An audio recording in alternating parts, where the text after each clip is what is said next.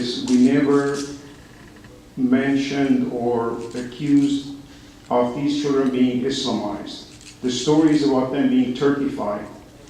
And by nature or by default, Islam and Turkification were, hand in hand, basically. They were side by side. You couldn't separate them. As far as the point you made about, the kids or the orphans were basically, your concern is that they didn't remain Armenians. They were Protestantized, or they were different sect of Christian. They were converted to a different sect of Christian. Yes, that did happen. But that was, small minority, and there was one specific lady that was, her aim was what you said, but the rest of the Christian missionaries, their aim was not that. Maybe the initial reason why they got to Turkey or historic Armenia was to convert individuals or a whole society into Christ, the way they believe Christ should be. But eventually, most of the children who survived, most of the orphans, I'm not talking the ones who perished, who were annihilated forever. I'm talking about the ones who survived remained Armenians, most of them. Does that clarify your question? Of course there's an agenda. I mean, their agenda was to keep these children Christians, and they did that. And sometimes they, you saw the story of the Georgetown boys. It was an issue for them to change their names. Their names were anglicized, and they revolted. And they worked hard on it, and they were able to keep their Armenian names. Otherwise, they were going to be anglicized. That's another aspect of this, the story. But I mean, if you're aware of some documents that state what you're saying, that the kids, these orphans, were Protestantized or anglicized, I would like to see them. From what I've seen, the majority of these children, the survivors, remain Armenians, and they raise Armenian children and grandchildren. That's my research. What you saw was an hour and a half of the whole film, which we call it the broadcast version because that's what aired already in about, well, actually 3 PBS stations aired this show already, this program. And they aired the broadcast version. It's an hour and a half. The actual film is about an hour and 51 minutes. There are other stories that we mentioned, and what we found is, in reality, what we found was the tip of the iceberg.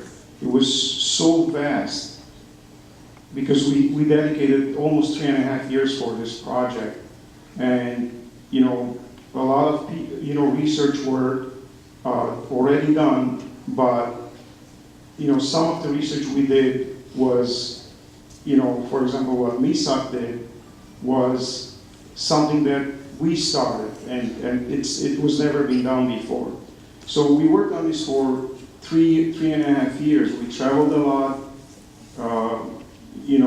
Finally we did what we could.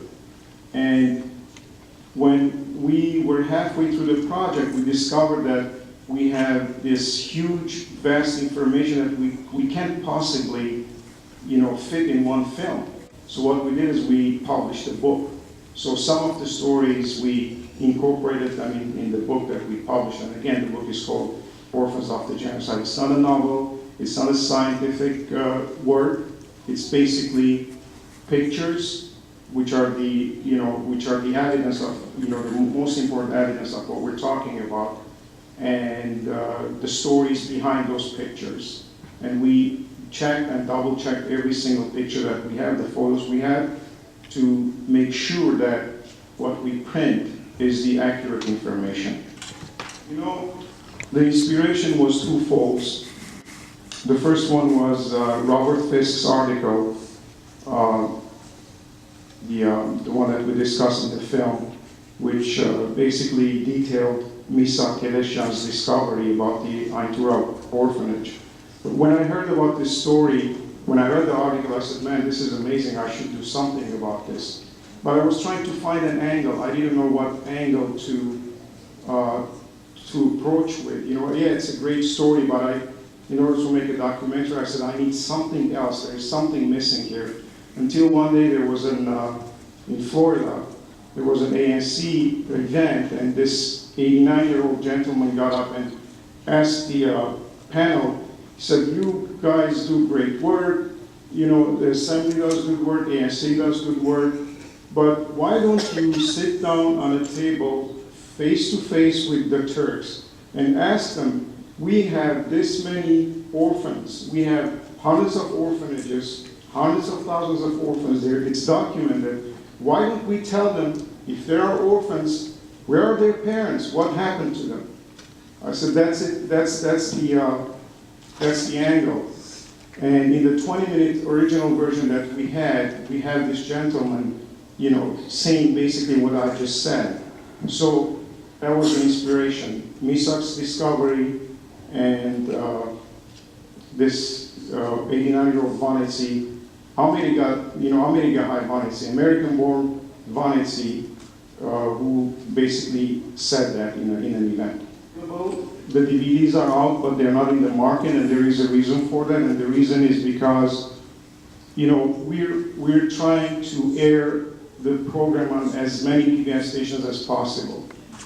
So after they air, and the way PBS will air these shows is as pledge shows. You know, you donate the money, they send you a DVD and the book. That's what we're doing now. So it's not in the market. You can't go, you know, to Amazon.com and order it yet, but that's coming.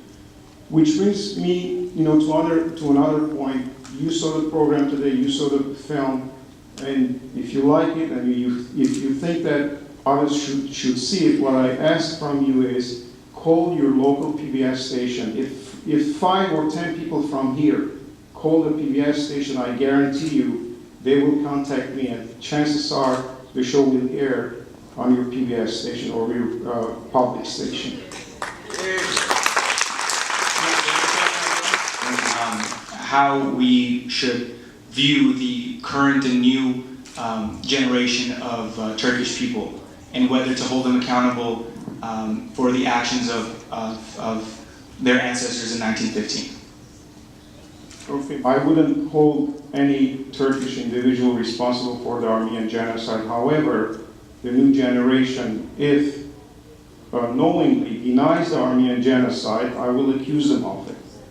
That's my take on it. If they're you know, illiterate about it, or they're not educated enough, and a lot of them are, because you know, the Turkish government for the past probably 60 years was making a specific effort on de-educating the new generation on the genocide, or not educating them about the genocide. So that's an issue for me. So, but if the Turkish masses unknowingly, unbeknownst to them, they don't know the genocide, it's fine. But if they know it and deny it, it's an issue.